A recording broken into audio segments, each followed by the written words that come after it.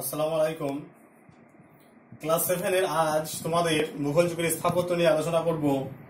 গত ক্লাসে সুলতানি যুগের স্থাপত্য এবং সেকেন্ড অনলাইন টেস্টের মডেল আনসার নিয়ে আলোচনা করা হয়েছিল। আজ তোমাদের মুঘল যুগের স্থাপত্য নিয়ে আলোচনা করব। মুঘল যুগের প্রতিষ্ঠাতা জহিরুদ্দিন মোহাম্মদ বাবর, তিনি বাগান খুব পছন্দ করতেন। তার সময়কালে তার যে বাগানগুলো ছিল সে বাগানগুলোকে 4 ভাগে ভাগ করে সুন্দরভাবে সাজানো হতো।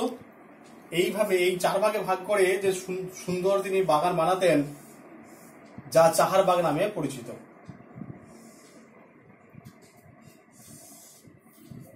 মুঘল সম্রাট বাবর তিনি বাগান খুব পছন্দ করতেন। তাহলে তিনি যে বাগানগুলো তৈরি করতেন সেগুলো 4 ভাগে ভাগ করে তৈরি করতেন। এটাকে বলা হচ্ছে কি? এটাকে বলা হতো চাহার বাগ।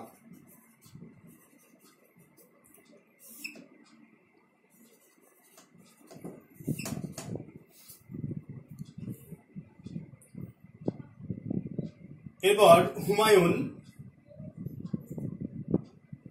দিনপনাহ বলে যে শহর, সে দিনপনাহ শহরটি তিনি বানাতে শুরু করেছিলেন আফগান শাসক শের খান।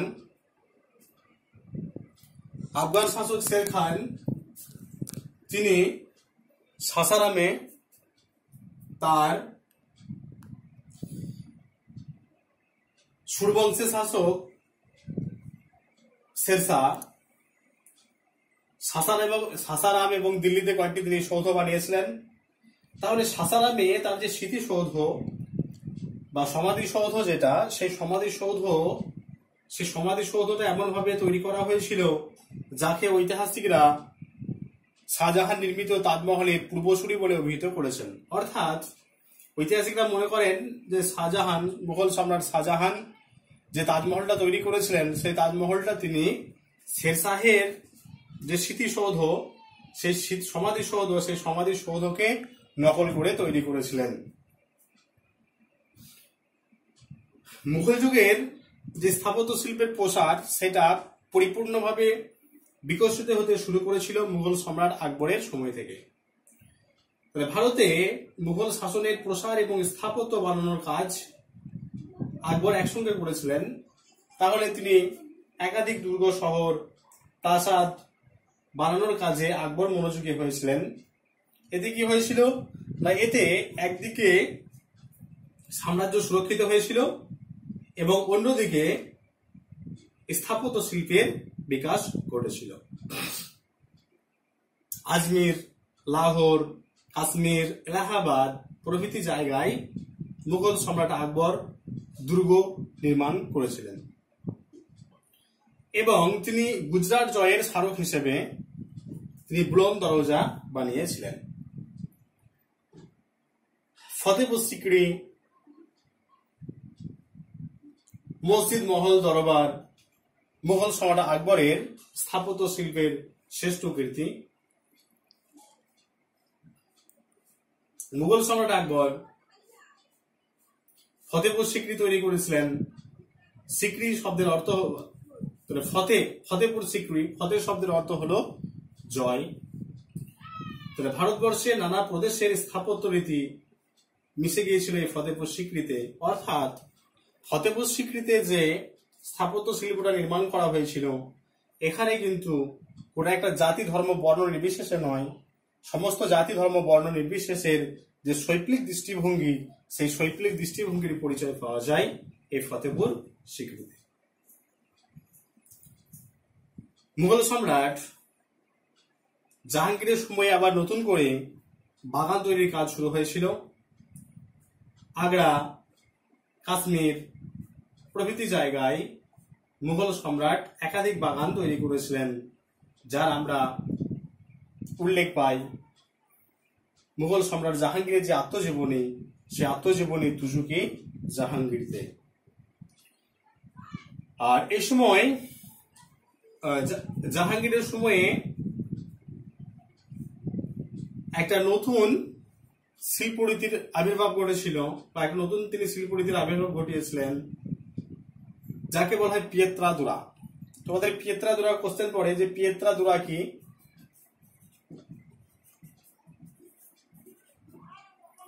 পিয়েত্রাদুরা কি একটা তোমাদের শর্ট কোশ্চেন পড়ে। তাহলে মুঘল সম্রাট জাহাঙ্গীর শ্বেত পাথরে রত্ন বসিয়ে একরকম কারুকার্য করার প্রচলন ঘটিয়েছিলেন, একে বলা হয় পিয়েত্রাদুরা। তাহলে মুঘল সম্রাট জাহাঙ্গীর শ্বেত পাথর, সাদা পাথরের উপরে রত্ন বসিয়ে একরকম সুন্দর কারুকার্য করার প্রচলন ঘটিয়েছিলেন, যা পিয়েত্রাদুরা নামে পরিচিত।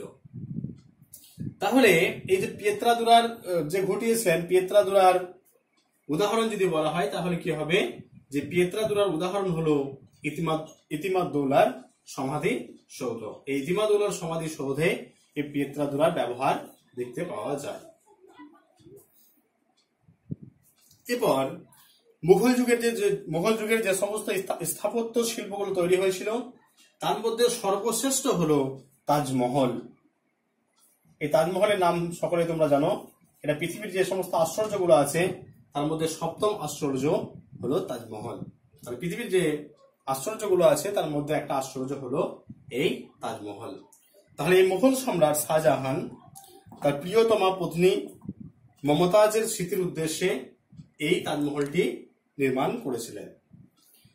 পাথরের ব্যবহার, সাদা পাথরের ব্যবহার, সুন্দর কারুকার্য এবং শিল্পরীতির যে শৈল্পিক দৃষ্টিভঙ্গি, সেই দৃষ্টিভঙ্গি ভারতবর্ষে যে সমস্ত স্থাপত্য শিল্পগুলো তৈরি হয়েছিল তার মধ্যে সর্বশ্রেষ্ঠ হলো তাজমহল। তাজমহলের মতো এত সুন্দর শিল্পিক মনোভাব অন্য কোনো স্থাপত্যে আমরা দেখতে পাই না। তাজমহলের পাশাপাশি যে সমস্ত উল্লেখযোগ্য স্থাপত্য শিল্পগুলো তৈরি হয়েছিল তার মধ্যে উল্লেখযোগ্য হলো লালকেল্লা, জামে মসজিদ এবং মতি মসজিদ। মুঘল সম্রাট ঔরঙ্গজেবের শাসনকালে সাম্রাজ্যে নানা রকমের বিদ্রোহ দেখা দিয়েছিল, তাই মুঘল সম্রাট ঔরঙ্গজেব তিনি স্থাপত্য যে শিল্প, সেই স্থাপত্য শিল্পের দিকে একটা নজর দিতে পারেননি। তার সময়কালে একটি মাত্র স্থাপত্য শিল্প তৈরি হয়েছিল, যেটি বিবি কা মকবরা নামে পরিচিত। তার যে বেগম, তার বেগমের স্মৃতির রক্ষার্থে বা স্মৃতির উদ্দেশ্যে তিনি এই দক্ষিণ ভারতের যে ঔরঙ্গাবাদ, সেই ঔরঙ্গাবাদে তিনি এই স্মৃতিসৌধটি নির্মাণ করেছেন, বিবি কি মকবরা। তাহলে মুঘল যুগের যে স্থাপত্য শিল্প রীতি, সেই স্থাপত্য রীতির প্রভাব সারা দেশ জুড়ে দেখা যায়। আজও পর্যন্ত, এখনো পর্যন্ত বা বর্তমান সময় পর্যন্ত ভারতবর্ষের বিভিন্ন জায়গায়, মূলত দিল্লিকে কেন্দ্র করে অসংখ্য স্মৃতিসৌধ আছে। দিল্লি ছাড়াও ভারতবর্ষের বিভিন্ন জায়গায় মুঘলদের স্থাপত্য রীতি আজও বিদ্যমান।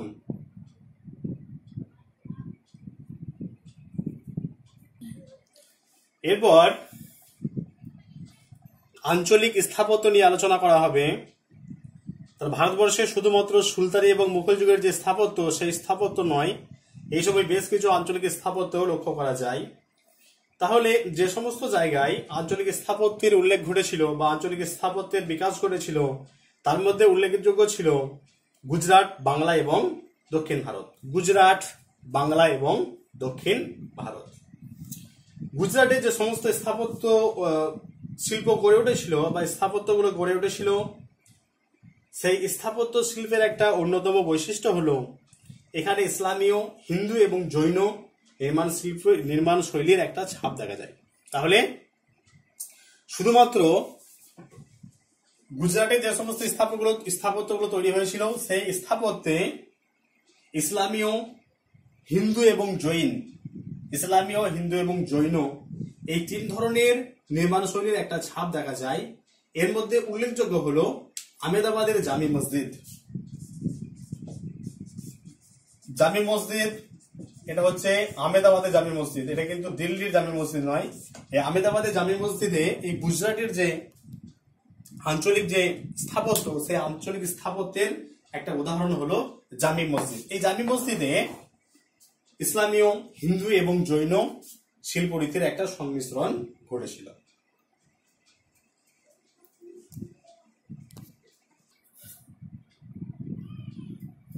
দক্ষিণ ভারতের স্থাপত্যের যে স্থাপত্যগুলো গড়ে উঠেছিল তার মধ্যে প্রধান হলো একাধিক দুর্গ এবং দুর্গ শহর। অর্থাৎ দুর্গ এবং দুর্গ শহর হলো দক্ষিণ ভারতের স্থাপত্যের প্রধান বিষয়। গুলবর্গা দুর্গ হলো এর উদাহরণ। বিদেরার দুর্গ এবং প্রাসাদগুলিতে ইরানি ধাঁচের দেওয়াল চিত্র দেখা যায়, তবে আজকের দিনে এগুলো কিন্তু অনেকটাই নষ্ট হয়ে গেছে। তবে পালিশ করা চুনের দেওয়ালে সোনালী, লাল এবং নীল রঙের অপূর্ব সব খোদাই কাজ আজও বর্তমান। এগুলো বেশিরভাগই নষ্ট হয়ে গেছে, তবু আজকের দিনে যদি আমরা দেখি তাহলে এই রংগুলো দেখা যাবে। সেই রংগুলো হলো সোনালী, লাল এবং নীল রং।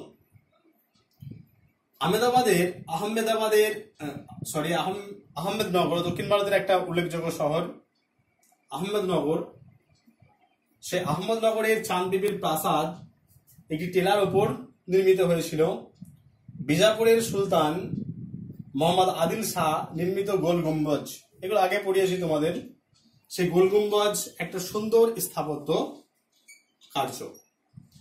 তাহলে এই গোল গম্বুজ হলো ভারতবর্ষের সবচেয়ে বড় গম্বুজ। কুতুবশাহী আমলে হায়দ্রাবাদের চারমিনার, এই হায়দ্রাবাদের চারমিনারও হলো একটি আঞ্চলিক স্থাপত্যের চমৎকার নিদর্শন।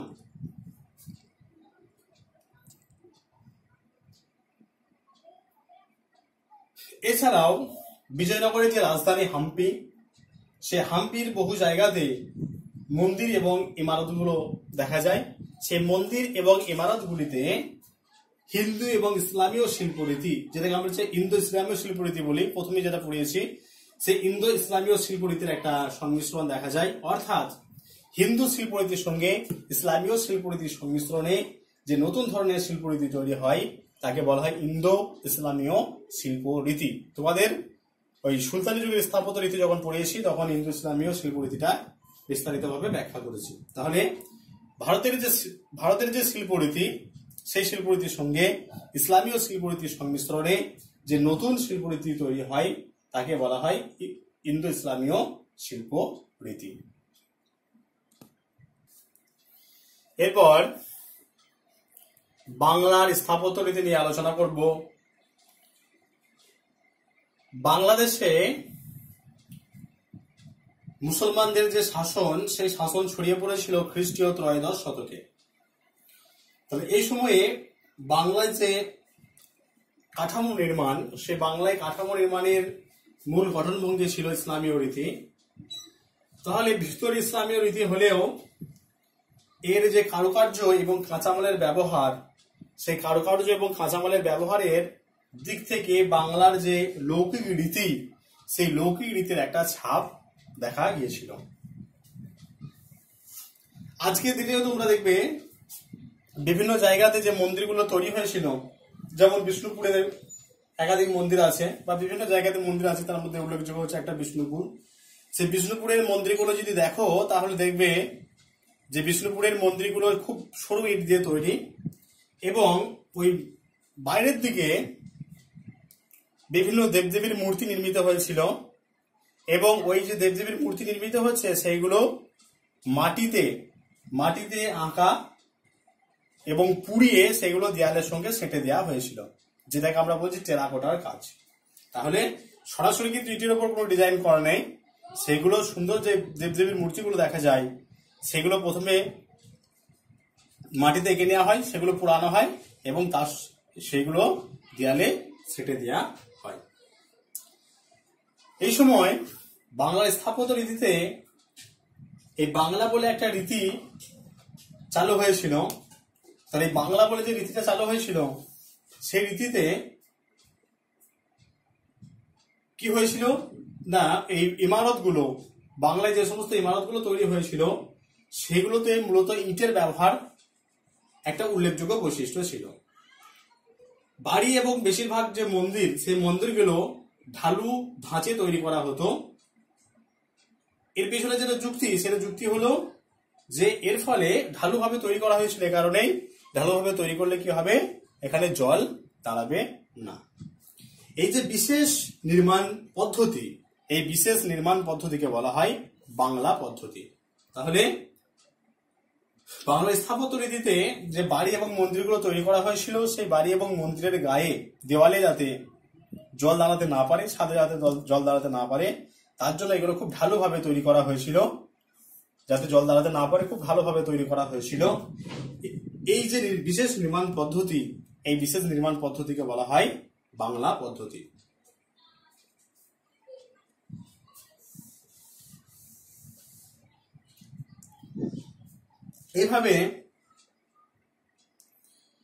এইভাবে দুটো মন্দির পাশাপাশি ভাবে,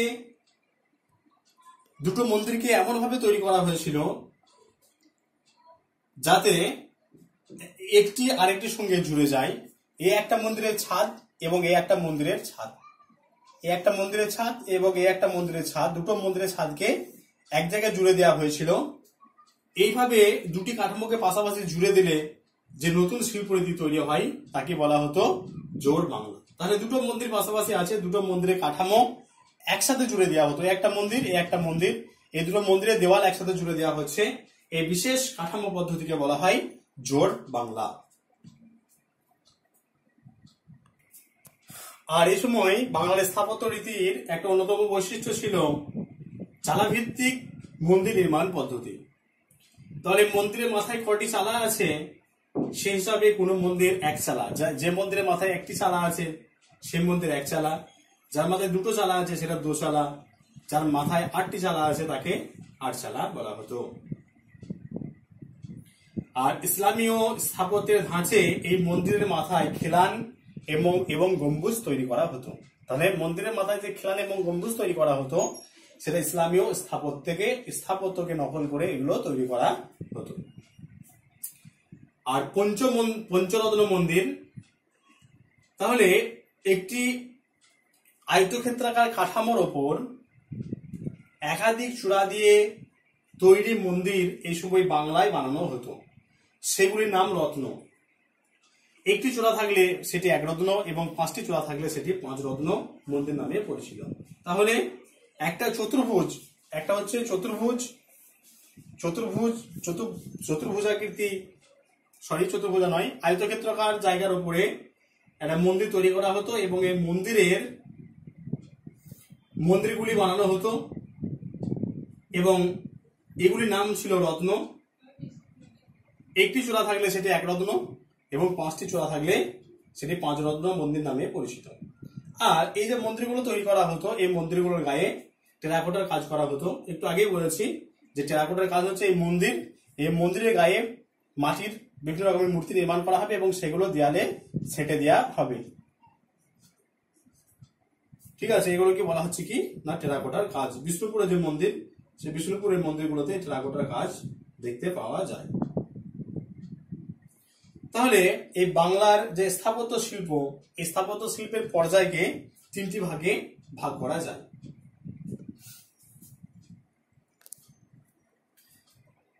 এই সময় বাংলার যে স্থাপত্য রীতি, বাংলার স্থাপত্য রীতির পর্যায়কে মূলত 3টি ভাগে ভাগ করা যায়। প্রথম পর্যায় 1201 থেকে 1339 খ্রিস্টাব্দ। এই পর্যায়ে প্রথম পর্যায়ে 1201 থেকে 1339 খ্রিস্টাব্দ, এই প্রথম পর্যায়ে বাংলাতে যে সমস্ত স্থাপত্য রীতিগুলো তৈরি হয়েছিল, স্থাপত্য কীর্তি তৈরি হয়েছিল, তার মধ্যে উল্লেখযোগ্য হলো বাংলার রাজধানী ছিল গৌড়। ত্রিবেণীতে জাফর খানের সমাধির ধ্বংসাবশেষ, বসিরহাটে ছড়িয়ে থাকা বেশ কিছু স্তূপ এই সময় তৈরি হয়েছিল। আর দ্বিতীয় পর্যায়ে ছিল সবচেয়ে গুরুত্বপূর্ণ। দ্বিতীয় পর্যায়ের মধ্যে যেগুলো তৈরি হয়েছিল তার মধ্যে দ্বিতীয় পর্যায়ের সময়কাল 1339 থেকে 1442। এইটা হচ্ছে সবচেয়ে গুরুত্বপূর্ণ পর্যায়। এই পর্যায়ে কি কি নির্মিত হয়েছিল? এই পর্যায়ে নির্মিত হয়েছিল মালদহের যে পান্ডুয়া, সে পান্ডুয়া, সেকেন্দার সাহেব নির্মিত আদিনা মসজিদ। হুগলি জেলায় পান্ডুয়ার যে মিনার এবং মসজিদ, গৌড়ের শেখ আকিস রাজের সমাধিসৌধ এই সময়ে তৈরি হয়েছিল। পান্ডুয়াতে যদি কেউ পান্ডু মেলা যাও, সেখানে দেখবে একটা মিনার আছে, সেই মিনারটাও কিন্তু এই সময় তৈরি হয়েছিল। পান্ডুয়া যেখানে মেলা বসে, সেই মেলাতে একটা মিনার আছে যেটা ঘিরে দেওয়া হয়েছে। সেই মেলাতে সেখানে একটা মিনার আছে এবং ওই মেলার একটু পশ্চিম দিকটায় একটা দেখবে মসজিদ আছে, মসজিদের ধ্বংসাবশেষ, মানে দেখে বুঝতে পারা যায় এটা মসজিদ, দেয়াল টেয়াল সব ভেঙে গেছে, সেগুলো এই দ্বিতীয় পর্যায়ে নির্মিত হয়েছিল। আর আদিনা মসজিদ অনেকজন দেখেছ, আদিনা মসজিদ আজও অক্ষত অবস্থায় আছে। এটা নির্মাণ করেছিলেন সেকেন্দার শাহ। এছাড়াও পান্ডুয়ায় যেগুলো আছে, কদম রসুল আছে, ফিরোজ মিনার আছে, এগুলো কিন্তু আরো পরবর্তীকালে সেগুলো বানানো হয়েছিল। তৃতীয় পর্যায়ে সময়কাল হচ্ছে 1442 থেকে 1539। এই তৃতীয় পর্যায়ে বাংলায় ইন্দো ইসলামীয় শিল্পরীতির খুব উন্নত হয়েছিল। ইন্দো ইসলামীয় শিল্পরীতি কি সেটা একটু আগেই বলেছি, যে ভারতীয় শিল্পরীতির সঙ্গে ইসলামীয় শিল্পরীতির সংমিশ্রণে যে নতুন ধারা শিল্পরীতি তৈরি হয় তাকে বলা হয় ইন্দো ইসলামীয় শিল্পরীতি। তাহলে এই ইন্দো ইসলামীয় শিল্পরীতির একটা অভূতপূর্ব সাফল্য দেখা যায় এই তৃতীয় পর্যায়ে, যার সময়কাল 1442 থেকে 1539। এই সময় যে সমস্ত স্মৃতিসৌধগুলো নির্মিত হয়েছিল তার মধ্যে উল্লেখযোগ্য হল পান্ডুয়ার সুলতান জালালউদ্দিন মোহাম্মদ শাহের একলাগি সমাধি, আর এছাড়াও উল্লেখযোগ্য ছিল তাঁতিপাড়া মসজিদ, গুম্মদ মসজিদ এবং লোটান মসজিদ। 1488 খ্রিস্টাব্দে তৈরি হয়েছিল 26 মিটার উচ্চতায় ফিরোজ মিনার, যেটা আদিনা মসজিদের কাছে অবস্থিত। যারা আদিনা মসজিদ বেড়াতে গেছো তারা দেখবে আদিনা মসজিদের সন্নিকটে ফিরোজ মিনার বলে একটা ফিরোজ মিনার আছে, যার উচ্চতা হচ্ছে 26 মিটার। ইট এবং টেরাকোটার কাজ ছাড়া এই মিনারটি সাদা এবং নীল রঙের চকচকে টালি দিয়ে অলঙ্কৃত। 1526 খ্রিস্টাব্দে তৈরি বড়সোনা মসজিদ গৌড়ের সবচেয়ে বড় মসজিদ ছিল। তাহলে এই আদিনা মসজিদের কাছে কদম রসুল বলে একটা জায়গা আছে, কদম রসুল যেটাও স্মৃতিসৌধ, আর ফিরোজ মিনার আছে। এবং এখানে যারা আদিনা মসজিদ বেড়াতে গেছে সেখানে দেখবে একটা বিশাল চওড়া প্রাচীর আছে। সেই চওড়া প্রাচীরটাও কিন্তু একটা ঐতিহাসিক প্রাচীর, অত চওড়া প্রাচীর কিন্তু বিশেষ একটা দেখা যায় না। এবং আরেক কিছুটা ওই যে আমবাগান আছে, সেই আমবাগানের সাইডে দেখবে, আমবাগানের এক ধারে সেখানে দেখবে বেশ কিছু এরকম গোল গোল দেখবে ইটের তৈরি করা আছে, যেগুলো কিন্তু সমাধিসৌধ, যেগুলো আজকের দিনে অনেকটাই বসে গেছে। তাহলে তোমাদের বাংলার স্থাপত্য রীতি, আঞ্চলিক স্থাপত্য রীতি এবং মুঘল যুগের স্থাপত্য রীতি নিয়ে আলোচনা করা হলো। নেক্সট ক্লাসে তোমাদের সুলতানি এবং মুঘল যুগের যে শিল্পকলা, সেই দরবারি শিল্পকলা নিয়ে আলোচনা করা হবে। কারো যদি কোনো সমস্যা থাকে জানাবে। ঠিক আছে।